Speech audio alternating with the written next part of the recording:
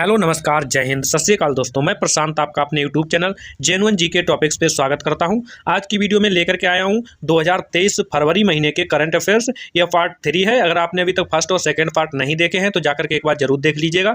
मैं लिंक जो कि डिस्क्रिप्शन में दे दूंगा। आज की वीडियो में हम कवर करने वाले हैं मोस्ट इंपॉर्टेंट 15 क्वेश्चन इस वीडियो में करंट अफेयर्स के। सो वीडियो वेरी हेल्पफुल है। सो वीडियो को पूरा देखें एंड चैनल को अभी तक आपने सब्सक्राइब नहीं किया है तो चैनल को सब्सक्राइब कर लीजिए और वीडियो को एक लाइक कर दीजिए। सो चलिए बढ़ते हैं वीडियो की तरफ। हमारा क्वेश्चन नंबर 1 है। हमारा जो सवाल नंबर 1 है, भारत ऊर्जा सप्ताह का आयोजन कहाँ किया जा रहा है? तो जो भारत ऊर्जा सप्ताह का आयोजन किया जा रहा है वो किया जा रहा है बेंगलुरु में। इसका जो राइट आंसर हो जाएगा बेंगलुरु। चलिए इसके बारे में कुछ और जानते हैं।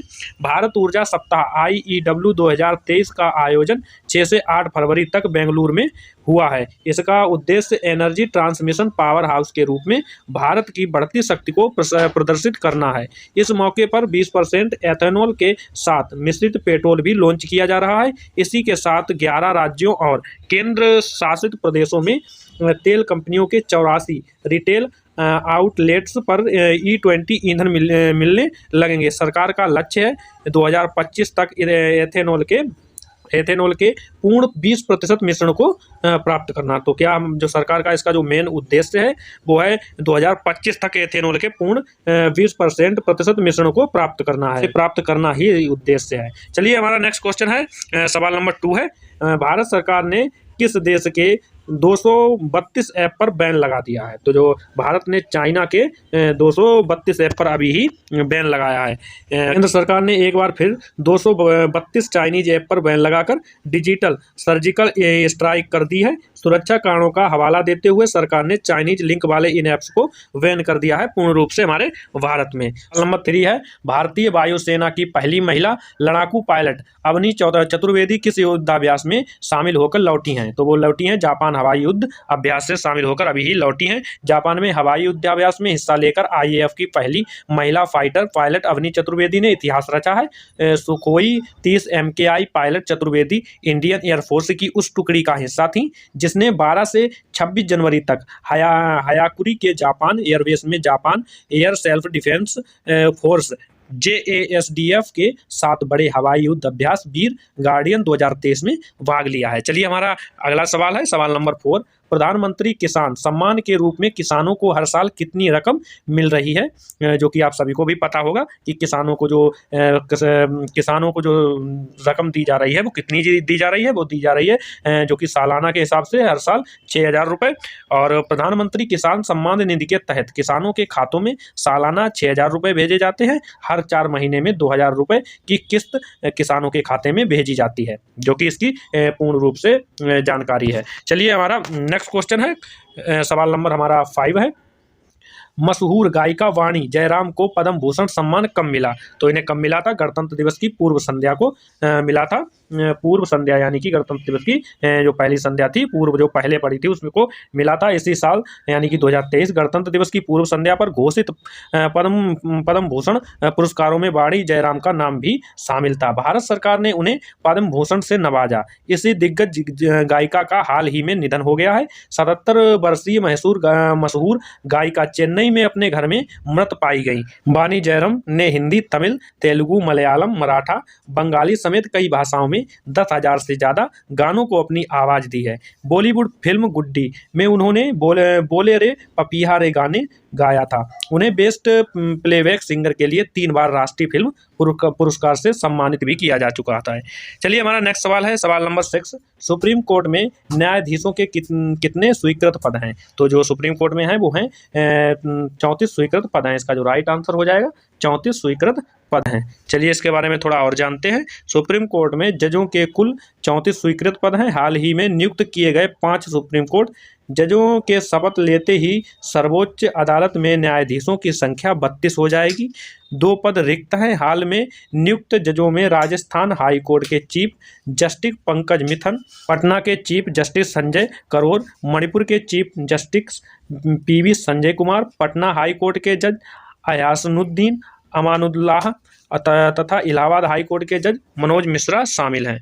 चलिए हमारा नेक्स्ट सवाल है, सवाल नंबर 7। इस साल कितने हज यात्री सऊदी अरब की यात्रा पर जाएंगे? तो जो जाएंगे 1,75,025 लोग जाएंगे। इसका जो राइट आंसर हो जाएगा 1,75,025। इसके बारे में और जानते हैं। सऊदी अरब के साथ वार्षिक द्विपक्षीय समझौते के तहत केंद्र सरकार ने इस वर्ष मूल हज कोटा बहाल कर दिया है, जो 1,75,025 है। इसकी घोषणा अल्पसंख्यक मामलों की मंत्री श्रीमती इस्मत ईरानी ने की है। ईरानी के मुताबिक हज कोटा में वृद्धि से अब सरकार हज के लिए राज्यों और केंद्र शासित प्रदेशों से अधिक तीर्थ यात्रियों को भेजने में सक्षम हुई है। चलिए हमारा नेक्स्ट सवाल है, सवाल नंबर 8। विजिट इंडिया ईयर 2023 किस मंत्रालय की पहल है? तो जो है वो है केंद्रीय पर्यटन मंत्रालय की पहल है। इसके बारे में और जानते हैं। विजिट इंडिया 2023 पहल केंद्रीय पर्यटन मंत्रालय ने की है। पर्यटन मंत्री जी किशन रेड्डी ने, जो कि हमारे जो पर्यटन मंत्री हैं वो हैं जी किशन रेड्डी ने नई दिल्ली में इसकी शुरुआत की है और लोगों को भी जारी किया है। ये ऐसे समय लॉन्च हो रहा है जब भारत की G20 का नेतृत्व कर रहा है। G20 प्रत्येक विदेशी प्रतिनिधि भारत की संस्कृति, विरासत और पर्यटन स्थलों का ब्रांड एम्बेसडर होगा। चलिए हमारा नेक्स्ट सवाल है, सवाल नंबर 9। आर्थिक सर्वेक्षण के अनुसार साल 2023 से 24 में अनुमानित आर्थिक विकास दर कितनी है? तो जो 23 से 24 में जो अनुमानित आर्थिक विकास दर है वो है 6.5। इसका जो राइट आंसर हो जाएगा 6.5%। मुख्य आर्थिक, इसके बारे में और जानते हैं। मुख्य आर्थिक सलाहकार अनंत नागेश्वर ने कहा है कि साल 2023 से 24 में भारतीय अर्थव्यवस्था के 6.5% की दर से बढ़ने की उम्मीद है। विकास की सीमा 6 से 6.8% के बीच अनुमानित है, जबकि भारत के 2025 से 26 तक $5 ट्रिलियन की अर्थव्यवस्था बनने की उम्मीद है। IMF ने अपने विश्व आर्थिक आउटलुक अपडेट में चालू वित्त वर्ष के लिए भारत के सकल घरेलू उत्पाद GDP के पूर्वानुमान को 6.8% पर बनाए रखा है। चलिए हमारा नेक्स्ट सवाल है, सवाल नंबर 10। प्रदूषण से निपटने के लिए किस राज्य ने real time source apportionment super site launch किया है? तो वो किसने किया है? दिल्ली प्रदूषण नियंत्रण समिति ने, जो कि इसे लॉन्च किया है। चलिए इसके बारे में और जानते हैं। दिल्ली प्रदूषण नियंत्रण समिति IIT दिल्ली, IIT कानपुर और TERI ने मिलकर real time source apportionment super site तैयार किया है। यह एक संयुक्त उद्यम है जिसे दिल्ली सरकार ने अपनाया है। यह सुपर साइट हर घंटे के आधार पर प्रदूषण के स्रोतों का विवरण साझा करेगी। अगले 3 दिनों के लिए पूर्वानुमान देने में भी सक्षम है। चलिए हमारा नेक्स्ट क्वेश्चन है, क्वेश्चन नंबर 11। हाल ही में किस लाइफ इंश्योरेंस कंपनी ने अनमोल सुरक्षा कवच लॉन्च किया है? तो वो किसने किया है? वो किया है आदित्य बिरला सन लाइफ इंश्योरेंस ने, जो कि किया है। इसका लक्ष्य क्या है? लाइफ इंश्योरेंस को बढ़ावा देना। हमारा नेक्स्ट क्वेश्चन है, क्वेश्चन नंबर 12। हाल ही में कैबिनेट ने दिव्यांगता के क्षेत्र में सहयोग हेतु भारत और किस देश के बीच एक समझौता ज्ञापन को मंजूरी दी है? तो किसे दी है? दक्षिण अफ्रीका। इसके बारे में थोड़ा और जानते हैं।